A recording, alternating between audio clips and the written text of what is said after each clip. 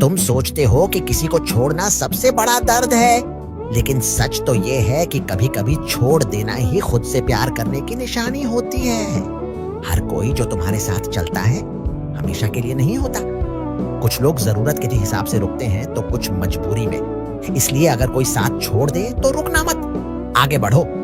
अकेले चलना सीखो, क्योंकि जो अपनी मंजिल पाते हैं वे अपनी हिम्मत पर भरोसा रखते हैं।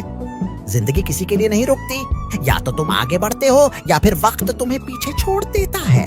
जो आज मुश्किल लगता है वही कल तुम्हारी सबसे बड़ी ताकत बनेगा। रास्ते बदल सकते हैं, लोग बदल सकते हैं, लेकिन अगर तुम